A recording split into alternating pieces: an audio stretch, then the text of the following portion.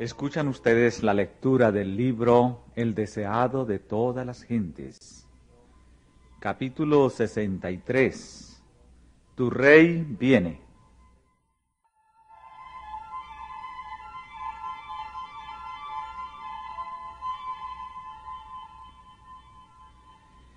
Alégrate mucho, hija de Sión, da voces de júbilo, hija de Jerusalén. He aquí tu rey vendrá a ti, justo y salvador, humilde y cabalgando sobre un asno, así sobre un pollino, hijo de asna.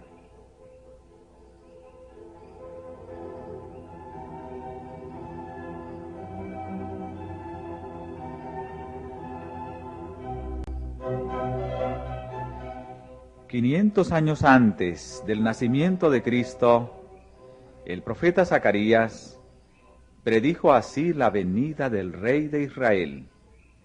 Esta profecía se iba a cumplir ahora.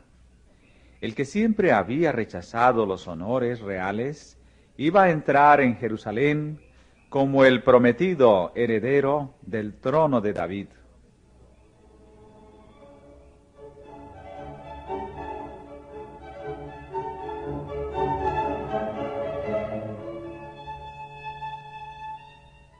Fue en el primer día de la semana cuando Cristo hizo su entrada triunfal en Jerusalén.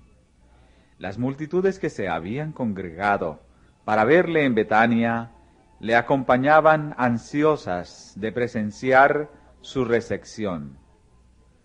Mucha gente que iba en camino a la ciudad para observar la Pascua se unió a la multitud que acompañaba a Jesús. Toda la naturaleza parecía regocijarse. Los árboles estaban vestidos de verdor y sus flores comunicaban delicada fragancia al aire. Nueva vida y gozo animaban al pueblo. La esperanza del nuevo reino estaba resurgiendo.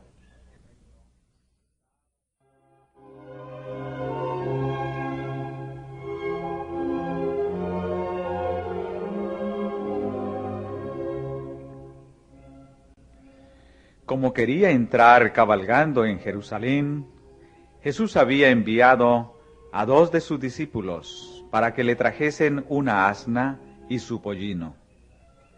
Al tiempo de su nacimiento, el Salvador dependió de la hospitalidad de los extraños. El pesebre en el cual yaciera era un lugar de descanso prestado, y ahora, aunque le pertenecían los millares de animales en los collados, dependía de la bondad de un extraño para conseguir un animal en el cual entrar en Jerusalén como su rey. Pero de nuevo su divinidad se reveló aún en las detalladas indicaciones dadas a sus discípulos respecto a su diligencia. Según lo predijo, la súplica el Señor los ha menester fue atendida de buena gana. Jesús escogió para su uso un pollino sobre el cual nunca se había sentado nadie. Con alegre entusiasmo, los discípulos extendieron sus vestidos sobre la bestia y sentaron encima a su maestro. En ocasiones anteriores, Jesús había viajado siempre a pie, y los discípulos se extrañaban al principio de que decidiese ahora ir cabalgando. Pero la esperanza nació en sus corazones al pensar gozosos que estaba por entrar en la capital para proclamarse rey y hacer valer su autoridad real. Mientras cumplían su diligencia, comunicaron sus brillantes esperanzas a los amigos de Jesús y, despertando hasta lo sumo la expectativa del pueblo, la excitación se extendió lejos y cerca.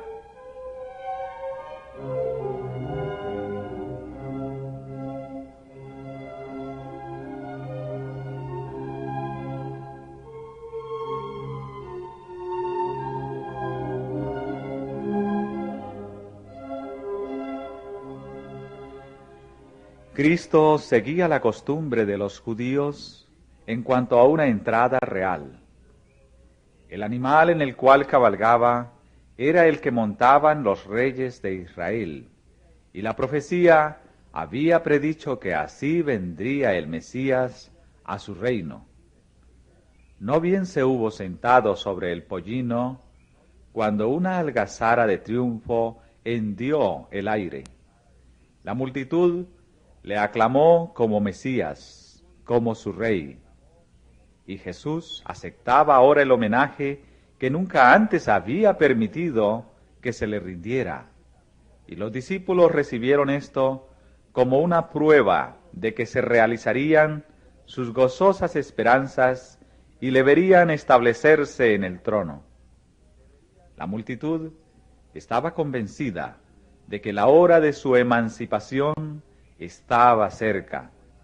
En su imaginación veían a los ejércitos romanos expulsados de Jerusalén y a Israel convertido una vez más en nación independiente.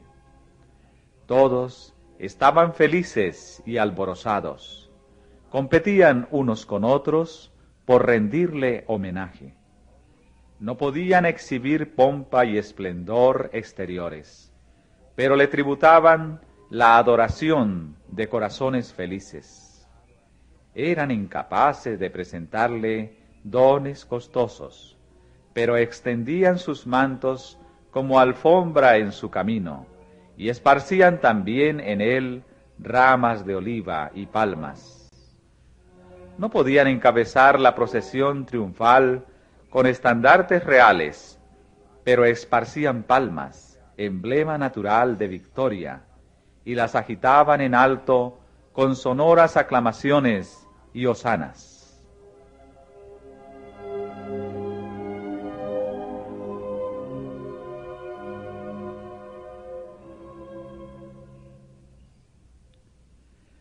A medida que avanzaban, la multitud aumentaba continuamente con aquellos que habían oído de la venida de Jesús y se apresuraban a unirse a la procesión. Los espectadores se mezclaban continuamente con la muchedumbre y preguntaban: ¿quién es este? ¿Qué significa toda esta conmoción?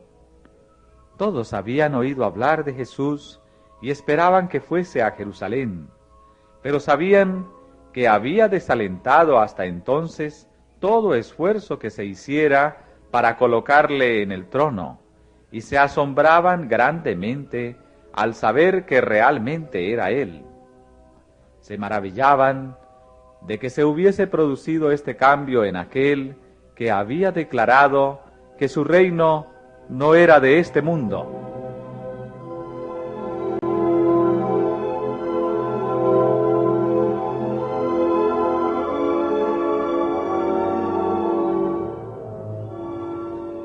Esas voces son acalladas por un clamor de triunfo. Es muchas veces repetido por la ansiosa muchedumbre. Es recogido por el pueblo a gran distancia y repercute en las colinas y los valles circunvecinos. Y ahora la procesión es engrosada por las muchedumbres de Jerusalén. De las multitudes reunidas para asistir a la Pascua, miles salen para dar la bienvenida a Jesús. Le saludan agitando palmas y prorrumpiendo en cantos sagrados. Los sacerdotes hacen sonar en el templo la trompeta para el servicio de la tarde, pero pocos responden, y los gobernantes se dicen el uno al otro con alarma: «He aquí, el mundo se va tras él».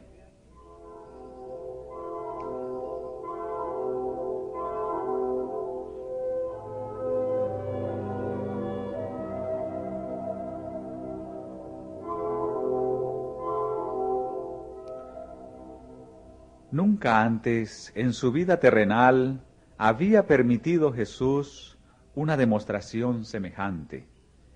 Previó claramente el resultado: le llevaría a la cruz. pero era su propósito presentarse públicamente de esta manera como el Redentor. Deseaba llamar la atención al sacrificio que había de coronar su misión en favor de un mundo caído. Mientras el pueblo estaba reunido en Jerusalén para celebrar la Pascua, él, el verdadero Cordero de Dios, representado por los sacrificios simbólicos, se puso aparte como una oblación.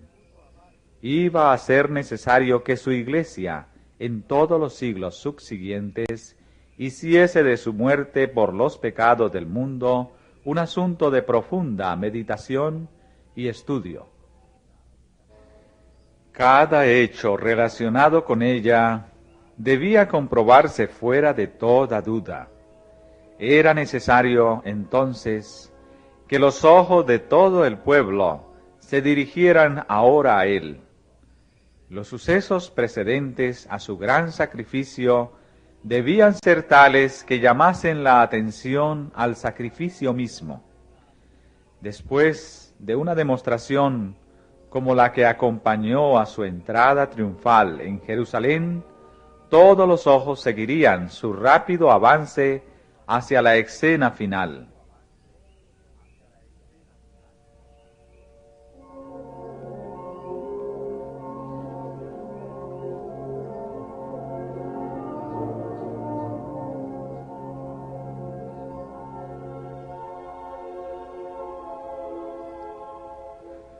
Los sucesos relacionados con la cabalgata triunfal iban a ser el tema de cada lengua y pondrían a Jesús en todo pensamiento.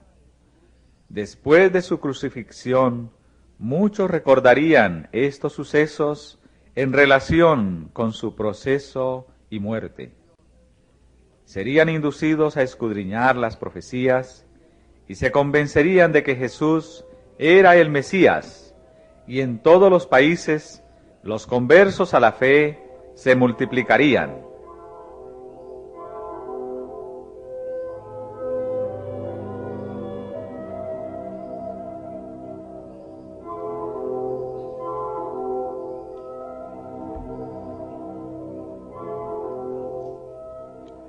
En esta escena de triunfo de su vida terrenal, el Salvador pudiera haber aparecido escoltado por ángeles celestiales y anunciado por la trompeta de Dios.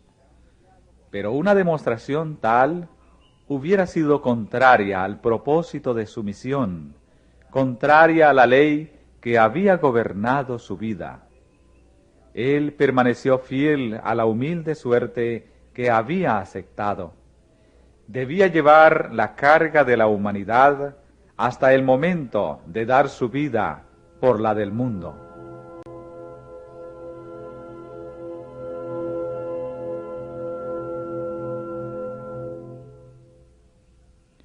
Este día, que parecía a los discípulos el día culminante de su propia existencia, había sido oscurecido con nubes muy tenebrosas. Si ellos hubiesen sabido que esta escena de regocijo no era sino un preludio de los sufrimientos y la muerte de su Señor. Aunque repetidas veces les había hablado de su seguro sacrificio, sin embargo, en el alegre triunfo presente, olvidaron sus tristes palabras y miraron adelante a su próspero reinado sobre el trono de David.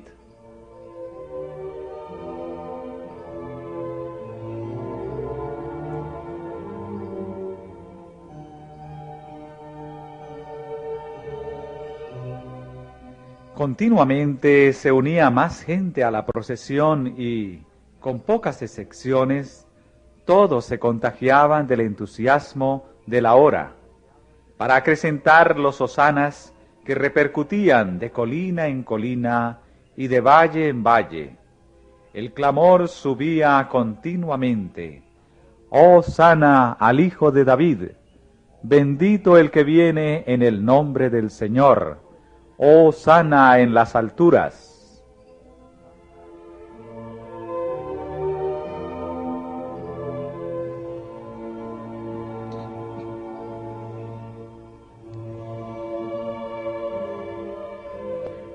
Nunca antes había visto el mundo tal escena de triunfo.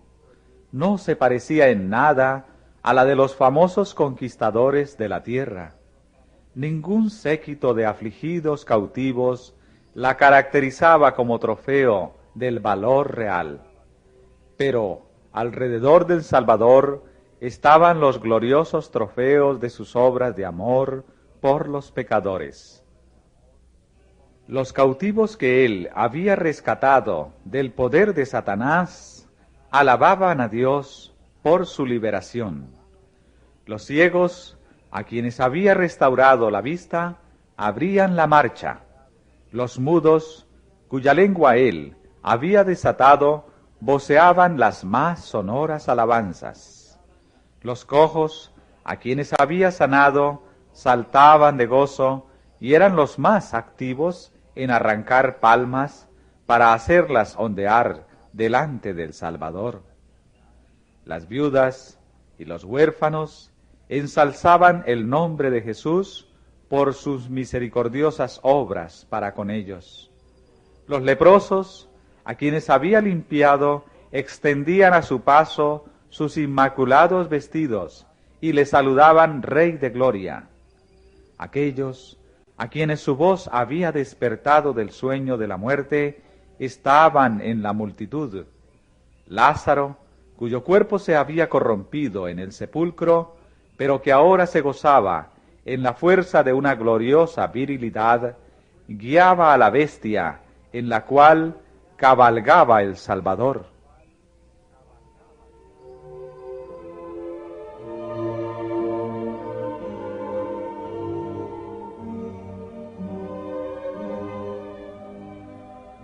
Muchos fariseos eran testigos de la escena y, ardiendo de envidia y malicia, procuraron cambiar la corriente del sentimiento popular.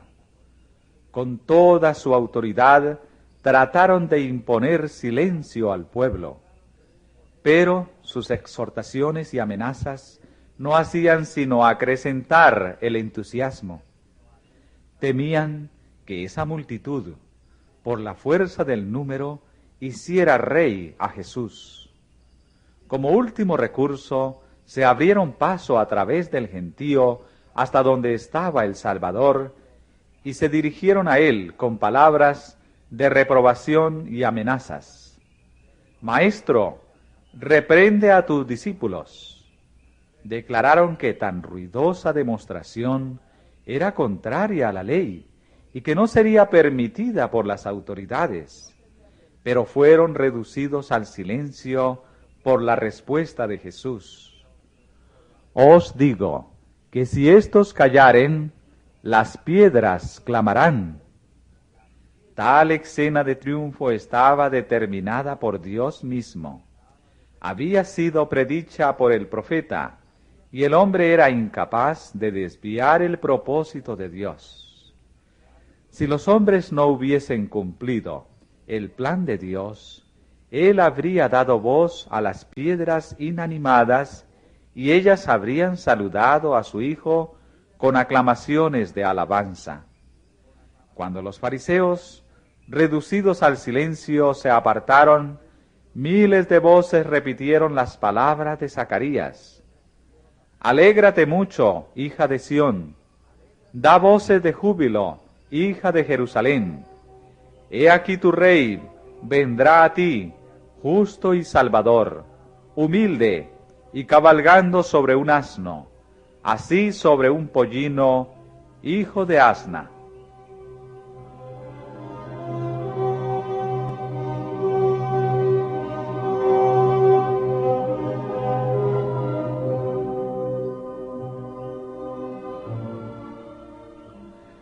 Cuando la procesión llegó a la cresta de la colina y estaba por descender a la ciudad, Jesús se detuvo, y con él toda la multitud. Delante de él yacía Jerusalén en su gloria, bañada por la luz del sol poniente. El templo atraía todas las miradas. Al destacarse entre todo con majestuosa grandeza, parecía señalar hacia el cielo como si indicara al pueblo quién era el único Dios verdadero y viviente. El templo había sido durante mucho tiempo el orgullo y la gloria de la nación judía. Los romanos también se enorgullecían de su magnificencia. Un rey nombrado por los romanos había unido sus esfuerzos a los de los judíos para reedificarlo y embellecerlo. Y el emperador de Roma lo había enriquecido con sus dones. Su solidez, riqueza y magnificencia lo había convertido en una de las maravillas del mundo.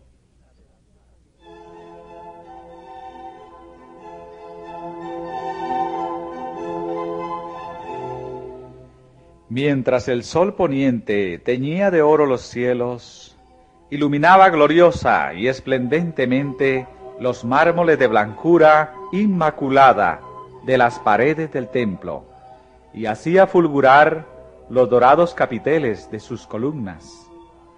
Desde la colina en que andaban Jesús y sus seguidores, el templo ofrecía la apariencia de una maciza estructura de nieve, con pináculos de oro.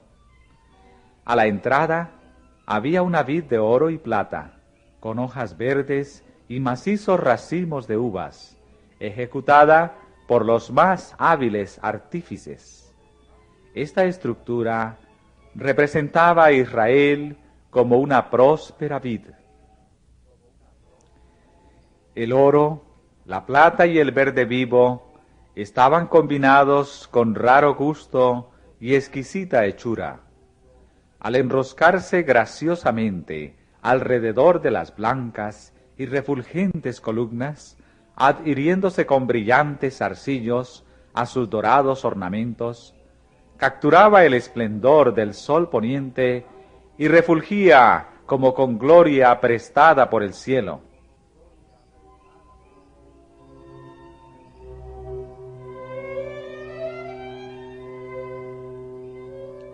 Jesús contempla la escena y la vasta muchedumbre acalla sus gritos, encantada por la repentina visión de belleza. Todas las miradas se dirigen al Salvador, esperando ver en su rostro la admiración que sentían. Pero en vez de esto, observan una nube de tristeza. Se sorprenden y chasquean al ver sus ojos llenos de lágrimas, y su cuerpo estremeciéndose de la cabeza a los pies, como un árbol ante la tempestad, mientras sus temblorosos labios prorrumpen en gemidos de angustia, como nacidos de las profundidades de un corazón quebrantado. ¿Qué cuadro ofrecía esto a los ángeles que observaban? Su amado jefe, angustiado hasta las lágrimas, qué cuadro era para la alegre multitud que con aclamaciones de triunfo y agitando palmas le escoltaba a la gloriosa ciudad, donde esperaba con anhelo que iba a reinar. Jesús había llorado junto a la tumba de Lázaro, pero era con tristeza divina por simpatía con el dolor humano. Pero esta súbita tristeza era como una nota de lamentación en un gran coro triunfal. En medio de una escena de regocijo, cuando todos estaban rindiéndole homenaje, el rey de Israel lloraba. No silenciosas lágrimas de alegría, sino lágrimas acompañadas de gemidos de irreprimible agonía. La multitud fue herida de repentina lobreguez. Sus aclamaciones fueron acalladas. Muchos lloraban por simpatía con un pesar que no comprendían.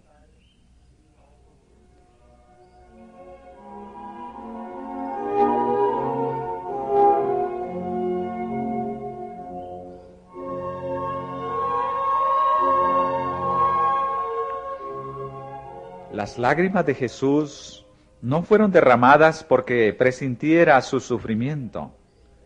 Delante de él estaba el Getsemaní, donde pronto le envolvería el horror de una grande oscuridad.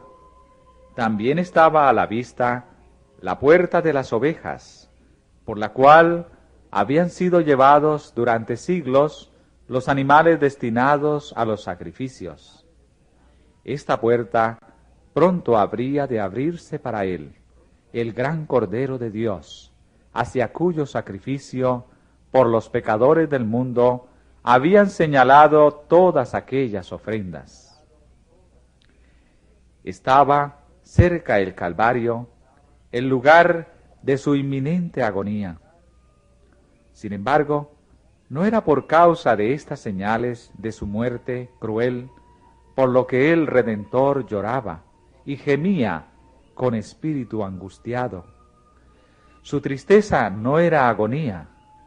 El pensamiento de su propia agonía no intimidaba a aquella alma noble y abnegada. Era la visión de Jerusalén la que traspasaba el corazón de Jesús. Jerusalén, que había rechazado al Hijo de Dios y desdeñado su amor, que rehusaba ser convencida por sus poderosos milagros y que estaba por quitarle la vida. Él vio lo que era ella bajo la culpabilidad de haber rechazado a su Redentor, y lo que hubiera podido ser si hubiese aceptado a aquel que era el único que podía curar su herida. Había venido a salvarla. ¿Cómo podía abandonarla?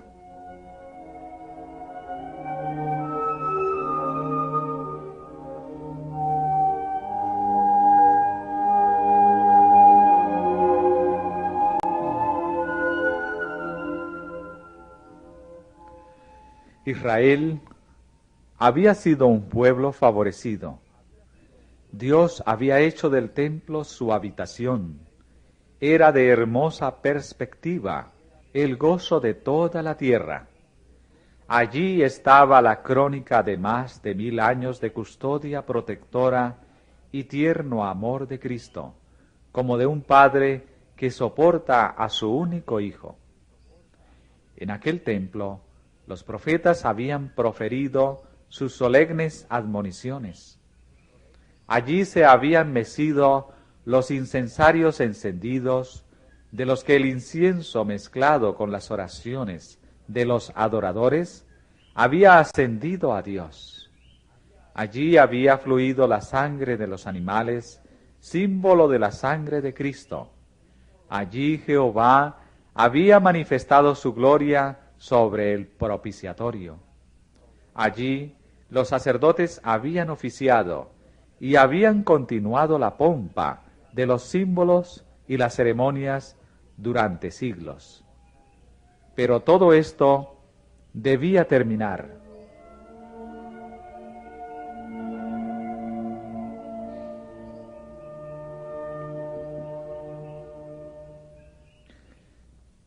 Jesús levantó la mano que a menudo bendecía a los enfermos y dolientes, y extendiéndola hacia la ciudad condenada, con palabras entrecortadas de pena exclamó: «Oh, si también tú conocieses, a lo menos en este tu día, lo que toca a tu paz».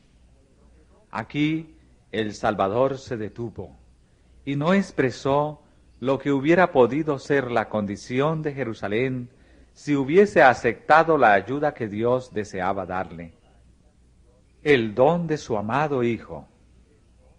Si Jerusalén hubiese conocido lo que era su privilegio conocer y hecho caso de la luz que el cielo le había enviado, podría haberse destacado en la gloria de la prosperidad como reina de los reinos, libre en la fuerza del poder dado por su Dios. No habría habido soldados armados a sus puertas, ni banderas romanas flameando en sus muros. El glorioso destino que podría haber exaltado a Jerusalén si hubiese aceptado a su Redentor se presentó ante el Hijo de Dios. Vio que hubiera podido ser sanada por él de su grave enfermedad, librada de la servidumbre y establecida como poderosa metrópoli de la tierra. La paloma de la paz hubiera salido de sus muros rumbo a todas las naciones. Hubiera sido la gloriosa diadema del mundo.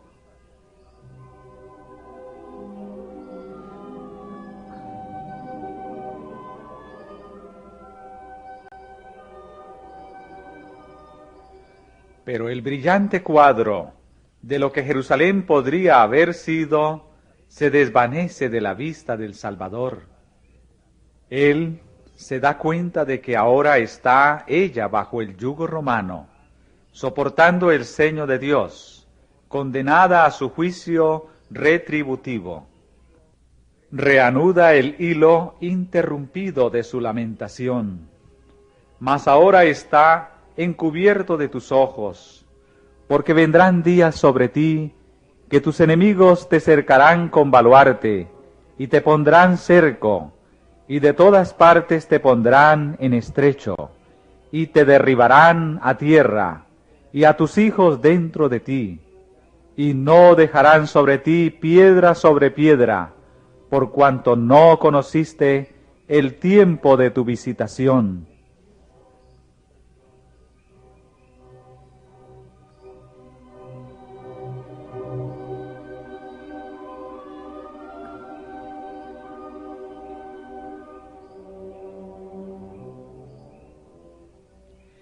Cristo vino a salvar a Jerusalén con sus hijos, pero el orgullo, la hipocresía, la malicia y el celo farisaico le habían impedido cumplir su propósito.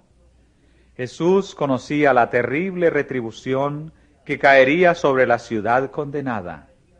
Vio a Jerusalén cercada de ejércitos, a sus sitiados habitantes arrastrados al hambre y a la muerte, a las madres alimentándose con los cuerpos muertos de sus propios hijos, y a los padres e hijos arrebatándose unos a otros el último bocado.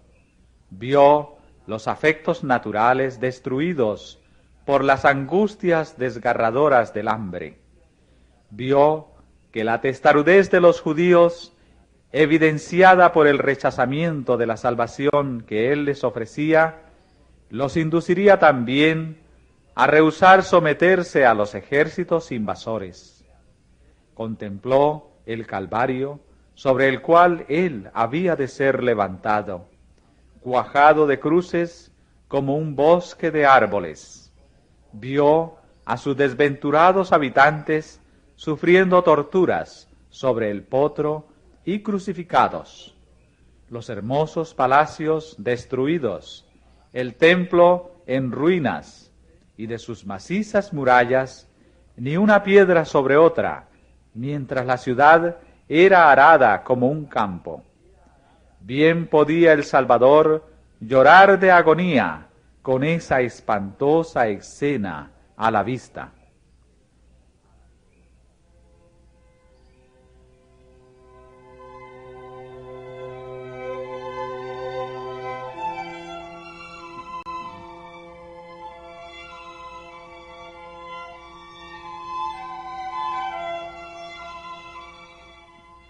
Jerusalén había sido la hija de su cuidado, y como un padre tierno se lamenta sobre un hijo descarriado, así Jesús lloró sobre la ciudad amada. ¿Cómo puedo abandonarte? ¿Cómo puedo verte condenada a la destrucción? ¿Puedo permitirte colmar la copa de tu iniquidad? Un alma es de tanto valor que, en comparación con ella, los mundos se reducen a la insignificancia, pero ahí estaba por perderse una nación entera. Cuando el sol, ya en su ocaso, desapareciera de la vista, el día de gracia de Jerusalén habría terminado. Mientras la procesión estaba detenida sobre la cresta del Monte de las Olivas, no era todavía demasiado tarde para que Jerusalén se arrepintiera. El ángel de la misericordia estaba entonces plegando sus alas para descender por los escalones del trono de oro a fin de dar lugar a la justicia y al juicio inminentes. Pero el gran corazón de amor de Cristo todavía intercedía por Jerusalén, que había despreciado sus misericordias y amonestaciones, que estaba por empapar sus manos en su sangre. Si quisiera solamente arrepentirse, no era aún demasiado tarde. Mientras los últimos rayos del sol poniente se demoraban sobre el templo, las torres y cúpulas, ¿no la guiaría algún ángel bueno al amor del Salvador y conjuraría su sentencia? Hermosa e impía ciudad, que había apedreado a los profetas, que había rechazado al Hijo de Dios, que se sujetaba a ella misma por su impenitencia en grillos de servidumbre. Su día de misericordia casi había pasado.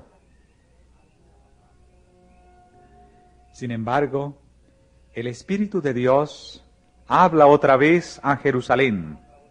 Antes de pasar el día, recibe de Cristo otro testimonio cuya voz se levanta en respuesta al llamamiento de un pasado profético. Si Jerusalén quiere oír el llamamiento, si quiere recibir al Salvador que está entrando por sus puertas, puede salvarse todavía. Los gobernantes de Jerusalén han recibido informes de que Jesús se aproxima a la ciudad con un gran concurso de gente, pero no dan la bienvenida al Hijo de Dios. Salen con temor a su encuentro, esperando dispersar la multitud. Cuando la procesión está por descender del Monte de las Olivas, los gobernantes la intersectan. Inquieren la causa del tumultuoso regocijo cuando preguntan: ¿quién es este? Los discípulos, llenos de inspiración, contestan en elocuentes acordes, repiten las profecías concernientes a Cristo. Adán os dirá: esta es la simiente de la mujer que herirá la cabeza de la serpiente. Preguntadle a Abraham, quien os dirá: es Melquisedec, rey de Salem, rey de paz. Jacob os dirá: es Siloc, de la tribu de Judá. Isaías os dirá: Emmanuel, admirable, consejero, Dios fuerte, Padre eterno, príncipe de paz. Jeremías os dirá: la rama de David, Jehová, justicia nuestra. Daniel os dirá: es el Mesías. Oseas os dirá: es Jehová, Dios de los ejércitos, Jehová es su memorial. Juan el Bautista os dirá: es el Cordero de Dios, que quita el pecado del mundo. El gran Jehová ha proclamado desde su trono: este es mi Hijo amado. Nosotros, sus discípulos, declaramos: este es Jesús, el Mesías, el príncipe de la vida, el redentor del mundo. Y el príncipe de los poderes de las tinieblas lo reconoce, diciendo: sé quién eres, el Santo de Dios.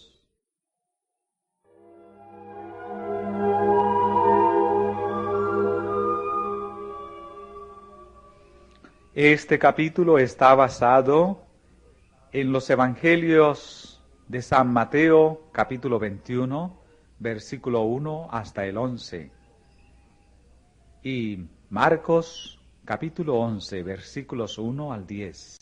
También Lucas 19, versículos 29 profecía se iba a cumplir ahora. El que siempre había rechazado los honores reales iba a entrar en Jerusalén como el prometido heredero del trono de David.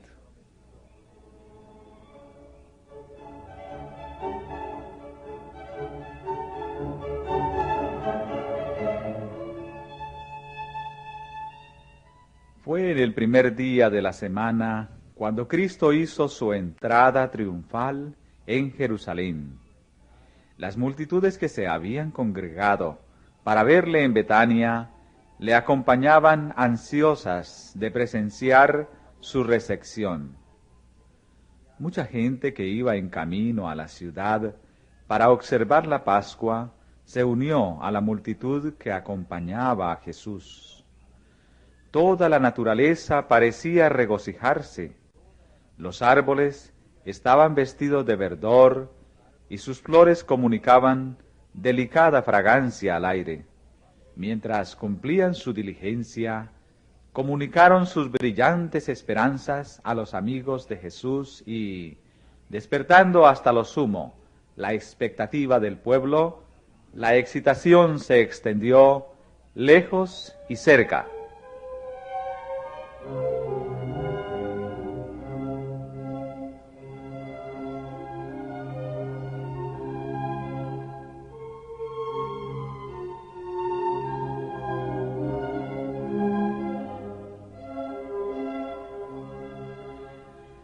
Cristo seguía la costumbre de los judíos en cuanto a una entrada real.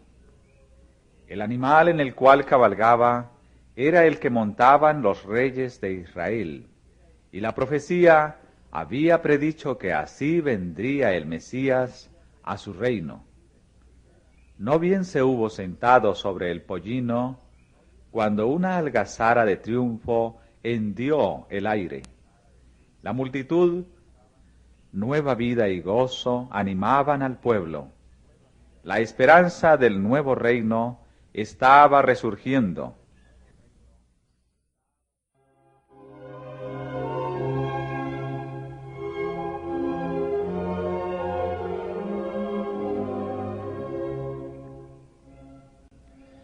Como quería entrar cabalgando en Jerusalén, Jesús había enviado a 2 de sus discípulos para que le trajesen una asna y su pollino. Al tiempo de su nacimiento, el Salvador dependió de la hospitalidad de los extraños. El pesebre en el cual yaciera era un lugar de descanso prestado, y ahora, aunque le pertenecían los millares de animales en los collados, dependía de la bondad de un extraño para conseguir un animal en el cual entrar en Jerusalén como su rey. Pero de nuevo su divinidad se reveló aún en las detalladas indicaciones dadas a sus discípulos respecto a su diligencia. Según lo predijo, la súplica "El Señor los ha menester" fue atendida de buena gana. Jesús escogió para su uso un pollino sobre el cual nunca se había sentado nadie. Con alegre entusiasmo, los discípulos extendieron sus vestidos sobre la bestia y sentaron encima a su maestro. En ocasiones anteriores, Jesús había viajado siempre a pie, y los discípulos se extrañaban al principio de que decidiese ahora ir cabalgando. Pero la esperanza nació en sus corazones al pensar gozosos que estaba por entrar en la capital para proclamarse rey y hacer valer su autoridad real. Escuchan ustedes la lectura del libro El deseado de todas las gentes. Capítulo 63. Tu rey viene.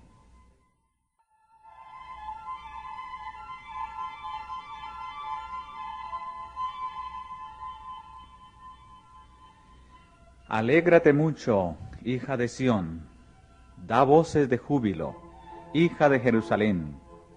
He aquí tu rey vendrá a ti, justo y salvador, humilde y cabalgando sobre un asno, así sobre un pollino, hijo de asna.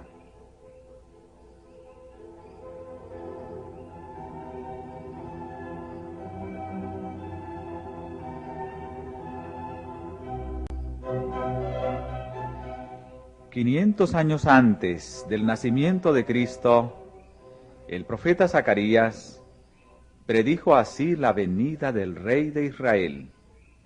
Esta